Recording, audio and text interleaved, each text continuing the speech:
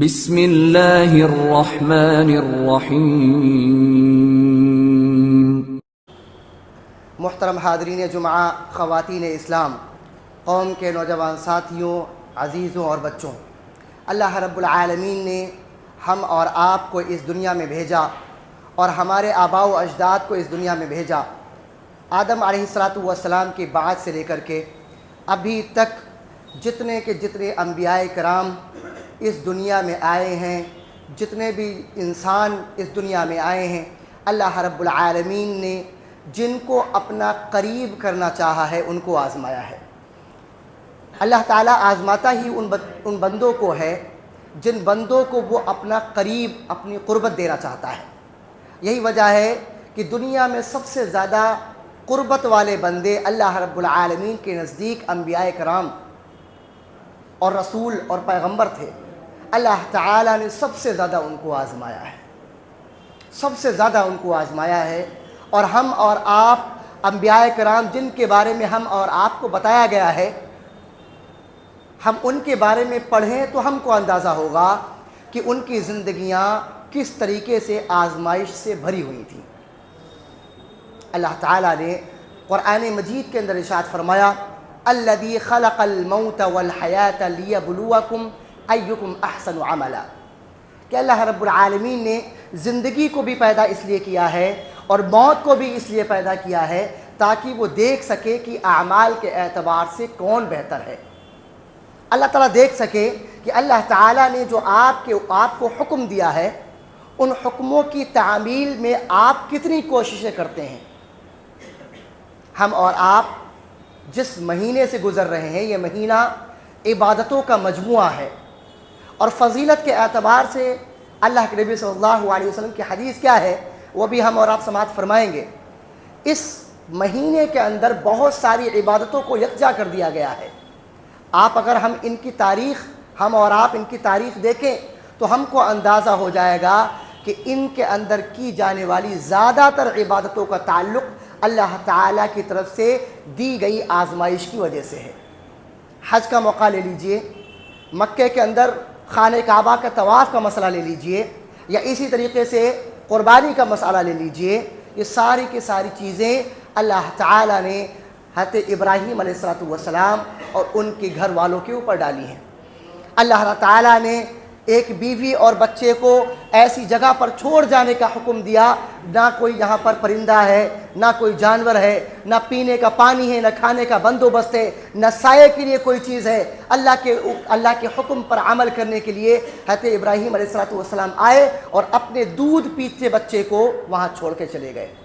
وہیں پر خانہ کعبہ آباد ہے، وہیں پر تمام کے تمام حجاج کرام جاتے ہیں اور اس خانہ کعبہ کا طواف کرتے ہیں، جس کی بنیاد اللہ رب العالمین نے حضرت ابراہیم و اسماعیل علیہ السلام کے ذریعے اللہ تعالیٰ کی عبادت کے لیے رکھی تھی۔ ہمارے یہاں بہت ساری چیزیں اس طرح کی آتی ہیں کہ خانہ کعبہ کے اندر بت رکھے ہوئے تھے اور مسلمانوں نے اس کے اوپر قبضہ کر کے دوبارہ اس کو بتوں سے پاک کیا ہے۔ ان کو پتہ نہیں ہے کہ اصل میں حضرت ابراہیم، حضرت اسماعیل علیہ السلام نے اس خانہ کعبہ کی تعمیر اس بنیاد پر کی تھی کہ اس کے اندر اللہ تعالیٰ کی عبادت کی جائے، ورنہ حضرت ابراہیم علیہ السلام کے گھر کے اندر خود بتوں کی پوجا ہوتی تھی۔ اتنی دور بے آب و گیاہ میدان میں جا کر کے اپنے بچے اور بیوی کو پریشان کرنے کی ضرورت نہیں تھی۔ جہاں رہ رہے تھے وہیں پر بتوں کو تراشا جا رہا تھا، اسی گھر میں بنائے جاتے تھے وہ بت۔ تو اس خانہ کعبہ کی بنیاد اللہ تعالیٰ کی توحید پر رکھی گئی، اور پھر بعد میں لوگوں نے اس کے اندر خانہ کعبہ کے اندر بتوں کو رکھ دیا، اور پھر اللہ کے نبی صلی اللہ علیہ وسلم نے اس خانہ کعبہ کو اس کے اصل مقصد کے لیے تیار کیا، اس کے اصل مقصد کے لیے استعمال کیا، اور وہ مقصد تھا اللہ تعالیٰ کی توحید۔ اسی طریقے سے ہم اور آپ دیکھیں، حج کے موقع پر سعی ہوتی ہے صفا اور مروہ کی۔ یہ کیا ہے؟ یہ اصل میں ایک ماں کی محبت ہے جو اپنے بچے کے لیے تڑپ رہی ہے، جو اپنے بچے کے لیے پانی تلاش کر رہی ہے۔ ایک پہاڑ پر جاتی ہے تو دوسری طرف سراب نظر آتا ہے، لگتا ہے پانی بھرا ہوا ہے، وہاں دوڑ کر کے جاتی ہے تو وہاں پانی نہیں ملتا ہے، اسی طریقے سے 7 چکر لگا دیتی ہے۔ اللہ تعالیٰ کو یہ ادا اتنی پسند آئی کہ حج کے رکن کے طور پر تمام کے تمام لوگوں کے لیے اس کو ضروری قرار دیا۔ ہم اور آپ آب زمزم، زمزم کے پانی کو اتنی عزت کے ساتھ میں لاتے ہیں، اتنی محبت اور عقیدت کے ساتھ میں پیتے ہیں. یہ زمزم کیا ہے؟ یہ اللہ تعالیٰ کے لیے پیاس، ایک بچے کی پیاس ہے جو اپنے پیاس کی شدت کی وجہ سے اپنے پیروں کو، چھوٹے چھوٹے پیروں کو زمین پر مار رہا ہے. اس کی ماں دوڑ رہی ہے ادھر سے ادھر پانی لینے کے لیے. اللہ تعالیٰ نے اس کی پیاس کو بجھانے کے لیے اس چشمے کو جاری کیا. ہم اور آپ بہت سارے اعمال رسمی کرتے ہیں، ہم کو رسموں سے زیادہ تعلق ہے. ہم جو عبادتیں ہمارے اوپر فرض کی گئی ہیں ان کے پیچھے کا مطلب اور ان کے پیچھے کی تاریخ ہم جاننا نہیں چاہتے ہیں. ہمارا مسئلہ یہی ہے، یہی وجہ ہے کہ جو ہم عبادتیں کرتے ہیں اس کے اندر جو روح ہونی چاہیے، جو غذائیت ہونی چاہیے، وہ ہمارے یہاں نظر نہیں آتی ہے. ہم نے اپنے ابا کو کرتے ہوئے دیکھا تو ہم بھی کر رہے ہیں. حج چونکہ ہمارے معاشرے کے اندر ایک اچھا عمل مانا جاتا ہے اور حج کرنے والے کو عزت کی نگاہ سے دیکھا جاتا ہے. دنیا کے اندر ہم نے عزت نہیں کمائی تھی، لہذا اس طریقے سے چلو عزت کما لیں. حج کر کے آتے ہیں اور اس کے بعد اپنے آگے حاجی لگا رہے ہیں، لوگوں کی نظروں میں چاہ رہے کہ ہماری عزت ہو جائے. ورنہ حج ایک ایسی عبادت ہے جس کے اندر کم سے کم شہرت ہونی چاہیے. یہ اللہ کے لیے کرنے جا رہے ہیں. آپ چپکے سے جائیں اور کر کے چلے آئیں. آپ کے فرشتوں کو اللہ کو علم ہو یا ان لوگوں کو علم ہو جن کے ساتھ میں آپ نے بدسلوکی کی ہے، آپ ان سے خاکساری کے ساتھ میں، عاجزی کے ساتھ میں، اور تمام کی تمام عبادتوں سے پہلے کا مسئلہ یہ ہے. ہمارے یہاں مسئلہ کیا ہے معلوم ہے؟ کہ ہمارے یہاں جس چیز میں پیسہ لگتا ہے اسی میں ہمارے یہاں اخلاص نظر آ پا رہا ہوتا ہے، چھوٹی موٹی چیزوں میں نہیں. اچھا سوال یہ ہے کہ کیا کوئی نماز اگر آپ حقوق العباد کی پاسداری نہیں کریں گے آپ کی قبول ہو جائے گی؟ زکوٰۃ قبول ہو جائے گی؟ روزہ قبول ہو جائے گا؟ حج کے موقع پر ہم اس کا اہتمام کر رہے ہوتے ہیں. کیوں؟ کیونکہ اس میں پیسہ لگ رہا ہے. یا انڈائریکٹ طور پر ہم یہ کہنا چاہیں، لوگوں کو باور کرانا چاہ رہے ہوتے ہیں کہ دیکھو ہم ہی حج کو جا رہے ہیں. اب کیا نیت ہے وہ تو اللہ بہتر جانتا ہے، انہ علیم بذات الصدور. لیکن مسئلہ یہ ہے کہ جس طریقے سے ریاکاری، شو آف، دکھاوا ان تمام عبادتوں کے اندر آ گیا ہے، شاید ہی کسی کا حج قبول ہو جس طریقے سے عبادتوں کے اندر ریاکاری ہم اور آپ کر رہے ہیں. تو ہم اور آپ سب سے پہلی چیز جو یہ مہینہ چل رہا ہے بہت ساری عبادتوں کا مہینہ ہے، بہت ساری عبادتیں اللہ تعالیٰ نے اس کے اندر یکجا کر دی ہیں. ہم اور آپ دیکھیں اللہ تعالیٰ نے ارشاد فرمایا وما امروا الا ليعبدوا الله مخلصين له الدين، کہ اللہ تعالیٰ نے ان کو اپنی عبادت کا حکم تو ضرور دیا ہے، لیکن کس چیز کے ساتھ میں؟ اخلاص کے ساتھ میں. اخلاص یعنی جس چیز کو اللہ تعالیٰ کے لیے کیا جانا چاہیے اس کے علاوہ اگر کسی ذات کی کسی بھی طرح کی اور نیت کے اس کے اندر مکس ہو جائے تو وہ اخلاص نہیں رہ جاتا ہے. دنیا کے اندر سب سے زیادہ اللہ تعالیٰ نے بری سزا کے بارے میں جن کے بارے میں بیان فرمایا وہ کون ہے؟ ان المنافقین فی الدرک الاسفل من النار، کہ منافقین جہنم کے سب سے نچلے طبقے میں ہوں گے. اوپر کے طبقوں میں لوگوں کے پیٹ گر رہے ہیں، نیچے والے میں جا رہے ہیں، خون گر رہا ہے نیچے والے میں جا رہا ہے. سب سے زیادہ تکلیف میں رہنے والے لوگ ہیں.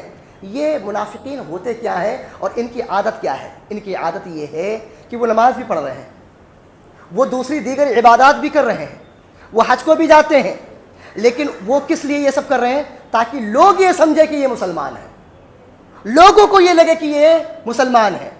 آج ہم بھی یہی تو کر رہے ہیں، ہم بھی تو یہی کر رہے ہیں. حج کرنے جا رہے ہیں کس لیے؟ تاکہ لوگ یہ سمجھے کہ یہ اچھا ہے. نماز پڑھ رہے ہیں کیوں؟ تاکہ لوگ یہ کہیں یہ نمازی ہے. اپنی بچیوں کو صرف قرآن پڑھایا کیوں؟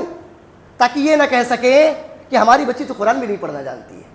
رسم اور رواج کے طور پر ان تمام کی تمام چیزوں کو کر رہے ہیں. یہی وجہ ہے کہ ہمارے اندر جو چیز آنی چاہیے عبادات کو کرنے کے بعد وہ تمام کی تمام روحانیت، غذائیت ختم ہو جاتی ہے. یہ سب چیزیں ختم ہو گئی ہیں. ہم اور آپ ان تاریخوں کو پڑھیں، اپنے بچوں کو پڑھائیں. خود نہیں پڑھیں گے تو بچوں کو کیا پڑھائیں گے؟ سوال یہ ہے.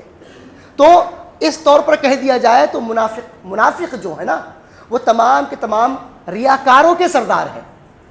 بھائی منافق اپنے اپر لیول کے ہیں، ایکسٹرا پرو میکس والے ہیں. یہ یعنی عبادت کے اندر جو دکھاوا کرتے ہیں وہ سب سے پہلے کیا ہے؟ منافق ہیں. بظاہر کر رہے ہیں کہ ہم مسلمان ہیں لیکن اندر نفاق بھرا ہوا ہے. تو اسی طریقے سے مسلمانوں کے اندر بہت سارے لوگ ہیں. انڈائریکٹ طور پر یہ کہا جا سکتا ہے کہ کہ وہ لوگ جو ریاکاری کرتے ہیں ان کے سردار کون ہیں؟ منافقین ہیں، یا یہ صفت جو ہمارے اندر آئی ہے یہ منافقوں والی آ گئی ہے۔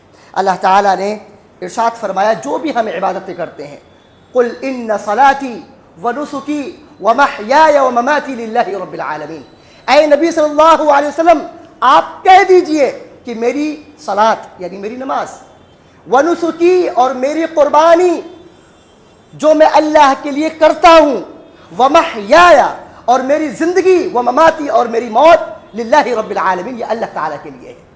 یہ تمام کی تمام تر چیزیں اللہ کو راضی کرنے کے لیے ہیں، کسی اور ذات کو راضی کرنے کے لیے نہیں ہے۔ یہ تمام کی تمام تر چیزیں اللہ تیرے حضور میں پیش کرتا ہوں، تیری رضا ہے، تیری خوشنودی اور تیری رضا مقصود ہے، اس کے علاوہ کوئی چیز مقصود نہیں ہے۔ جب یہ ہمارے دل کے اندر کیفیت پیدا ہوگی تو ہماری قربانیاں بھی قبول ہوں گی، ہماری نمازوں کا جو فائدہ ہے، جو ایفیکٹ ہے وہ ہماری زندگیوں پر پڑے گا، ورنہ کھوکھلی عبادتیں کرنے سے کوئی فائدہ نہیں۔ اسی طریقے سے اللہ تعالیٰ نے قرآن مجید کے اندر دوسرے مقام پر بھی ارشاد فرمایا، لن ینال اللہ لحومها ولا دماؤها ولکن ینالہ التقوی منکم، یہ جو ہم اور آپ قربانی کرتے ہیں، فرمایا اللہ تعالیٰ کو تمہارے جانوروں کا گوشت اور خون نہیں پہنچتا ہے، اللہ تعالیٰ کو تمہارے جانوروں کا گوشت اور خون نہیں پہنچتا ہے، اس کو جو چیز پہنچتی ہے وہ تمہارے دلوں کا تقویٰ ہے، کس کیفیت کے ساتھ میں، کس جذبے کے ساتھ میں، کس نیت کے ساتھ میں آپ وہ قربانی کر رہے ہیں، وہ چیز اللہ تعالیٰ کو پہنچتی ہے۔ اب ہم اور آپ اپنے آپ سے سوال کریں، یہ جو ہم قربانی کر رہے ہیں کس کو راضی کرنے کے لیے کر رہے ہیں، کس کو دکھانے کے لیے کر رہے ہیں؟ کیا یہ قربانی اللہ کی رضا حاصل کرنے کے لیے ہے یا لوگوں کو خوش کرنے کے لیے ہے؟ یہ گوشت اور یہ خون یہ جو ہم بہا رہے ہیں کہ کس کے لیے ہم کر رہے ہیں؟ یہ ہم اور آپ اپنے آپ سے سوال کریں تو ہم کو پتہ چلے گا کہ ہم میں سے اکثر لوگ یہ ہیں کہ وہ لوگوں کو دکھانے کے لیے کر رہے ہیں، لوگوں کو دکھانے کے لیے کر رہے ہیں۔ قربانی یہ اللہ تعالیٰ کے لیے ہونی چاہیے، جیسا کہ ہم اور آپ نے ابھی پڑھا ہے۔ ہم اور آپ دیکھیں ریاکاری اتنا برا عمل ہے، یہ تو قربانی کی بات ہے۔ ابو امامہ رضی اللہ تعالیٰ عنہ بیان فرماتے ہیں کہ ایک شخص رسول اللہ صلی اللہ علیہ وسلم کے پاس آیا اور اس نے پوچھا، ارأیت رجلا غزا یلتمس الاجر والذکر مالا، کہ اے نبی صلی اللہ علیہ وسلم ایک شخص ہے جو اللہ رب العالمین کے راستے میں جہاد کے لیے نکلا ہے، لڑنے کے لیے نکلا ہے، جنگ کے میدان میں جا رہا ہے، تو ہو سکتا ہے زندہ بھی نہ آئے، مر بھی سکتا ہے، ایسا تو ہے نہیں کہ وہاں پر سب باقی رہ جاتے ہیں۔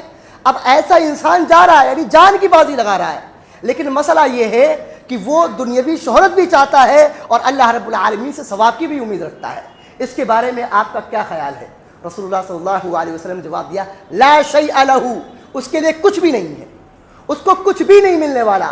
یہی سوال 3 مرتبہ اس انسان نے پوچھا، اس شخص نے پوچھا، اللہ کے نبی صلی اللہ علیہ وسلم نے ان کو یہی جواب دیا، لا شیء لہ، اس کو کوئی بھی چیز ملنے والی نہیں ہے۔ اس کے بعد اللہ کے نبی صلی اللہ علیہ وسلم نے ارشاد فرمایا، ان اللہ لا يقبل من العمل الا ما كان له خالصا وابتغي به وجهه، اللہ تعالیٰ اسی عمل کو پسند فرماتا ہے، اسی عمل کو قبول کرتا ہے جو اخلاص کے ساتھ میں صرف اس کی رضا کو حاصل کرنے کے لیے کیا جائے۔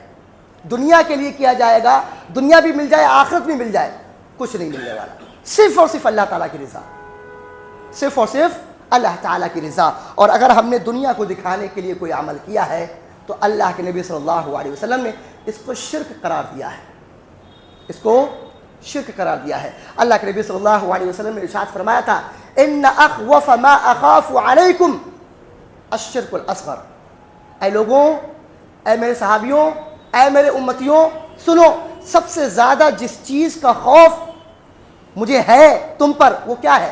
فرمایا وہ شرک اصغر ہے۔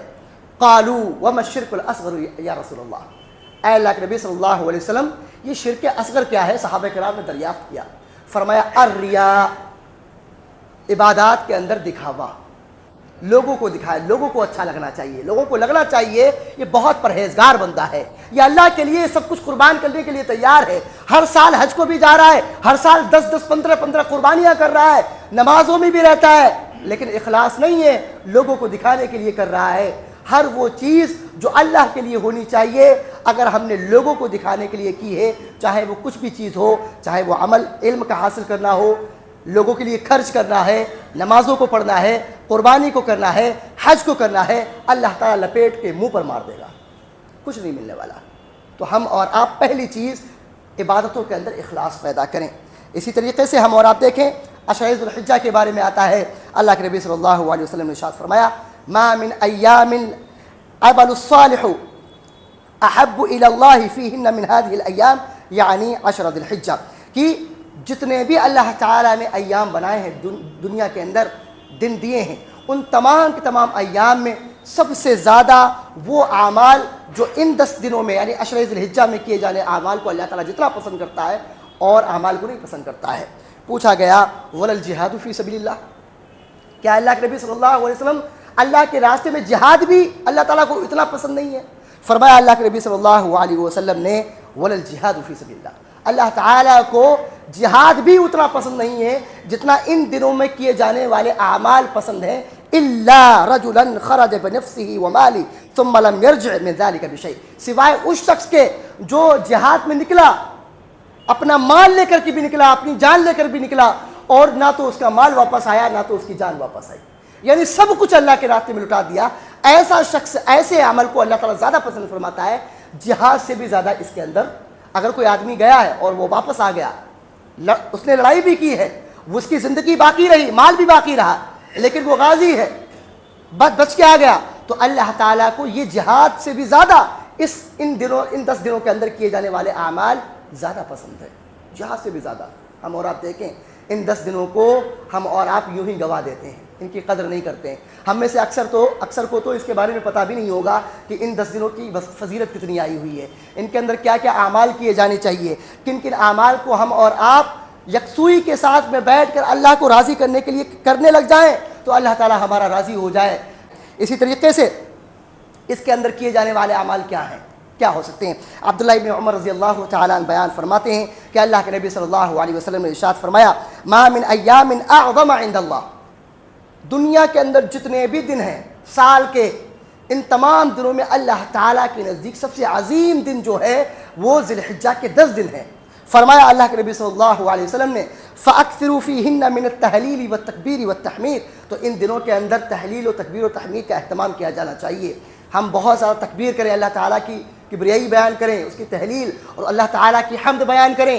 ہماری زبان ان تمام تر چیزوں سے بلند تر ہونی چاہیے۔ ہمارے یہاں کیا مسئلہ ہے، نمازوں کے بعد وہ بھی ایام تشریق کے اندر ہم کر لیتے ہیں، بس اس کے علاوہ کچھ نہیں۔ صحابہ کرام کا معمول کیا تھا؟ صحابہ کرام عبادتوں کو، نیکیوں کو چھوٹا نہیں سمجھتے تھے جس طریقے سے ہم اور آپ سمجھتے ہیں۔ ان کے سامنے جب کوئی حدیث آتی تھی وہ کیسے عمل کرتے تھے؟ عبداللہ ابن عمر رضی اللہ تعالی عنہ اس حدیث کے راوی ہیں، اور دوسری روایت کے اندر آتا ہے کہ عبداللہ ابن عمر اور ابو ہریرہ رضی اللہ تعالی عنہ کے بارے میں کہ کان ابو ہریرہ و عبداللہ ابن عمر یخرجان الی السوق فی ایام العشر یکبران و یکبر الناس بتکبیرہما، کہ یہ دونوں لوگ عبداللہ ابن عمر اور ابو ہریرہ رضی اللہ تعالی عنہ ان 10 دنوں میں جیسے ہی ذی الحجہ کا چاند دیکھا اب وہ بازاروں میں نکل گئے، یخرجان الی السوق، بازاروں میں نکل گئے، یکبران، اور زور زور سے تکبیر بلند کرنا شروع کر دیتے تھے۔ جب لوگ ان کو تکبیر کہتے ہوئے سنتے اور دیکھتے تو لوگ بھی تکبیر کہنا شروع کر دیتے تھے۔ اتنا اہتمام ہمارے صحابہ کرام کے درمیان میں تھا، کہاں اہتمام ہمارے یہاں؟ کون تکبیر کہہ رہا ہے؟ ہمارے یہاں تو رات بھر منڈیوں میں آدمی ٹائم لگا رہا ہے، اور ٹائم اس لیے لگا رہا ہے اسے قربانی نہیں کرنی ہے، وہ یہ دیکھنے گیا ہے کہ اس سال سب سے بڑا بکرا کون سا آیا ہوا ہے اور کتنے لاکھ کا بکے گا، پوری کی پوری رات وہیں پر لگا دی جاتی ہے۔ یہ ایام ان کا کوئی مقام، ان کی کوئی قدر ہمارے یہاں نہیں ہے۔ پوچھ رہے ہیں، سوال جواب ہو رہا ہے، بھیا بتاؤ وہ والا جو بکرا تھا اس والے پنڈال کے نیچے کتنے کلو کا تھا؟ ہم تو جلدی چلے آئے تھے۔ یہ سوال علماء سے نہیں پوچھا جاتا ہے، امام صاحب یہ بتائیے ان 10 دنوں کے اندر کیا فضیلت آئی ہوئی ہے، اس کے اندر ہم بڑھ چڑھ کے حصہ لے لیں۔ بکروں کے بارے میں بڑی فکر ہے ہم اور آپ۔ انہی ایام کے اندر عید کے ایک دن پہلے 9 ذی الحجہ کا دن آتا ہے جس کو یوم عرفہ کہا جاتا ہے، عرفات کا دن۔ اس کی بڑی فضیلت آئی ہوئی ہے، خاص طور سے اس کی بڑی فضیلت آئی ہوئی ہے۔ عائشہ رضی اللہ تعالی عنہ بیان فرماتی ہیں ما من یوم اکثر من ان یعتق اللہ فیہ عبدا من النار من یوم عرفہ، یہ صحیح مسلم کی روایت ہے۔ عائشہ رضی اللہ تعالی عنہ بیان فرماتی ہیں کہ رسول اللہ صلی اللہ علیہ وسلم نے ارشاد فرمایا کہ عرفہ کے دن سے زیادہ اللہ تعالیٰ کسی بھی دن بندوں کو جہنم سے آزادی نہیں دیتا۔ یعنی جتنا آزاد اللہ تعالیٰ جہنم سے بندوں کو عرفہ کے دن کرتا ہے کسی اور دن نہیں کرتا ہے، تو ہم اور آپ اپنے آپ کو جہنم سے آزاد کرنے کی اور آزاد ہونے کی فکر کریں۔ ہم اس دن کی فضیلت کو سمجھیں، اس کے مقام اور اس کی قدر و قیمت کو سمجھیں، تو ہم کو پتہ چلے گا کہ ہم جہنم سے کیسے آزاد ہونا چاہتے ہیں، کیسے ہم جنت کے اندر جانا چاہتے ہیں۔ کس بندے کو جنت کی خواہش نہیں؟ جو کافر ہیں ان کو بھی خواہش ہوتی ہے، جو اللہ کو نہیں مانتے ان کے ابھی سورگ کا کانسیپٹ ہے۔ ہم تو اور آپ تو مسلمان ہیں، ہم کو تو اعمال بھی بتائے گئے ہیں کہ کیسے کیسے کیا جائے، وہ الگ بات ہے کہ ہم اور آپ کرتے نہیں ہیں۔ اسی طریقے سے عبداللہ ابن عمر رضی اللہ تعالیٰ عنہ کی روایت ہے، ان نبی صلی اللہ علیہ وسلم کہ رسول اللہ صلی اللہ علیہ وسلم نے ارشاد فرمایا، خیر الدعاء یوم عرفہ وخیر ما قلت انا والنبیون من قبلی، کہ بہترین دعا یوم عرفہ کی جو میں کہتا ہوں اور مجھ سے پہلے تمام کی تمام انبیاء کرام نے کہی ہے، وہ کیا ہے؟ لا الہ الا اللہ وحدہ لا شریک لہ لہ الملک ولہ الحمد وہو علی کل شیء قدیر۔ یہ بہترین دعا جو نبی صلی اللہ علیہ وسلم بھی کہتے تھے اور ان سے پہلے تمام کے تمام انبیاء کرام نے کہی ہے۔ ہم اور آپ 9 ذی الحجہ کو یعنی عید سے ایک دن پہلے، جس دن منڈیوں میں بھیڑ زیادہ بڑھ جاتی ہے، اسی دن ہم بھیڑ کا حصہ نہ بن کے اس دعا کا اہتمام کریں، اپنے آپ کو جہنم سے آزاد کرانے کی فکر کریں، اس کا اہتمام کر کے دیکھیں۔ یہ جو مہینے، یہ جو ایام، یہ جو دن اور یہ جو مومنٹس ہم اور آپ کو مل جاتے ہیں، نہیں پتہ کسی کو دوبارہ ملے کہ نہ ملے، تو ان مومنٹس کی، ان ایک ایک لمحے کی ہم اور آپ فکر کریں، ان کو خیر جانیں، ان کو غنیمت سمجھیں۔ یہ بطور نعمت اللہ تعالیٰ نے ہم اور آپ کو دیے ہیں، تو ہم اور آپ ان تمام کی تمام چیزوں کا خیال رکھیں۔ اس کے بارے میں جو ہم اور آپ روزہ رکھیں گے یوم عرفہ کا، اس کی فضیلت کیا ہے وہ ہم اور آپ سماعت فرما لیں۔ ابو قتادہ رضی اللہ تعالیٰ عنہ بیان فرماتے ہیں کہ سئل النبی صلی اللہ علیہ وسلم عن صوم یوم عرفہ، کہ رسول اللہ صلی اللہ علیہ وسلم سے یوم عرفہ کے بارے میں پوچھا گیا کہ یوم عرفہ کیا ہے، اس کی فضیلت کیا ہے، اس کا فائدہ کیا ہے، اس کا ثواب کیا ہے۔ اللہ کے نبی صلی اللہ علیہ وسلم نے جواب دیا، یکفر السنۃ الماضیہ والباقیہ، کہ اگر کوئی شخص صرف یہ ایک روزہ 9 ذی الحجہ کا رکھ لیتا ہے تو مجھے امید ہے کہ اللہ تعالیٰ اس کے گزشتہ 1 سال کے اور آنے والے 1 سال کے تمام صغیرہ گناہوں کو معاف فرما دے گا۔ جہاں پر یہ واضح رہے کہ اللہ تعالیٰ جب سال کے گناہوں کو معاف کرنے کی بات کرتا ہے تو وہاں پر صغیرہ گناہ انکلوڈ ہوتے ہیں۔ کبیرہ کے بارے میں اللہ تعالیٰ سے، اور اگر حقوق العباد کا مسئلہ ہے تو ان سے معافی مانگنی ہوتی ہے۔ تو ہم اور آپ ان 10 دنوں کی فضیلت کو سمجھیں، ان کی قدر کریں، ان کو سمجھیں کہ یہ ایام دوبارہ آنے والے نہیں ہیں، اور اپنی عبادتوں کے اندر اخلاص پیدا کریں۔ قربانی کے ایام میں ان 10 دنوں کے اندر جتنی زیادہ ریاکاری ہمارے معاشرے کے اندر ہوتی ہے کہیں نہ ہوتی ہے۔ اسی طریقے سے قربانی سے پہلے ہم اور آپ ایک چیز اور سمجھیں، اور وہ کیا ہے؟ وہ یہ کہ ہم اور آپ کو جہاں قربانی کا حکم دیا گیا ہے اور قربانیوں کو ایک طور پر تمام جو صاحب استطاعت ہیں ان کے لیے واجب قرار دیا گیا ہے، وہیں ہم اور آپ کو صفائی ستھرائی کا بھی خیال رکھنے کی تلقین کی گئی ہے۔ مسلم معاشرے کے اندر ان دنوں کے اندر آپ جا نہیں سکتے، یہ اسلام نہیں ہے۔ ہمارا اور آپ کا اسلام تو وہ ہے کہ جو ہر نماز سے پہلے پاکی صفائی کا خیال رکھتا ہے، وضو کرو، جمعے سے پہلے اگر پاک بھی ہو تب بھی غسل کر کے آؤ۔ یہ تمام کی تمام تر چیزیں کیا ہم اور آپ کو بتاتی ہیں کہ ہم صاف صفائی ستھرائی کا خیال رکھیں۔ ہم کسی ایک انسان کو جو صفائی ستھرائی کرتا ہے، محلے کے محلے مل کر کے پیسہ اس کو دے دیں کہ بھائی 4 دن آپ ہمارے لیے ہیں، کہ 4 دن میں جب کوئی آپ کو پاس فون کرے گا تو ہمارے یہاں سے گندگی آپ اٹھا لے جائیے۔ آپ اگر 10 لوگ ہیں ایک محلے کے اندر، 1000 روپے ہو گیا، ایسا تو نہیں ہے کہ کسی یہاں قربانی نہیں ہو رہی، 100 روپے وہ صرف نکال دے، ہر قربانی کرنے والا 100 روپے نکال دے اور ایسے آدمی کو تیار کر لے، ہمارا محلہ بھی صاف ستھرا رہے گا، اور جو ایسے لوگ ہیں بیچارے غریب ہیں جو ہمارے معاشرے کے، ان کا بھی فائدہ ہو جائے گا، نہیں ہوگا؟ تو ہم اس کا بھی خیال رکھیں کہ اپنے یہاں صفائی ستھرائی کا خیال رکھیں۔ فوٹو وغیرہ سوشل میڈیا پر نہ ڈالیں، یہ چیز نہیں ہے۔ فوٹو یہ اصل میں ریاکاری کا پہلا اسٹیپ ہوتا ہے۔ آج کے دور میں دکھاوے کا پہلا اسٹیپ کیا ہے؟ Photo, selfie. حج میں بھی جا رہے ہیں سیلفی ہو رہی، یہاں پر بھی جا رہے ہیں سیلفی ہو رہی۔ ان تمام چیزوں سے بچیں۔ اللہ تعالیٰ سے دعا ہے کہ اللہ تعالیٰ ہماری قربانیوں کو قبول فرما لے، اللہ تعالیٰ ہماری تمام عبادتوں کو قبول فرما لے، اللہ تعالیٰ ہم جو بھی چھوٹی موٹی عبادتیں کریں ان کو اللہ تعالیٰ ہمارے اندر یہ صلاحیت پیدا فرما کہ وہ تیری اخلاص کے لیے کریں، تیری رضا کے لیے کریں۔ اللہ تعالیٰ جو بیمار ہیں ان کو شفائے کلی، شفائے عاجلہ عطا فرما۔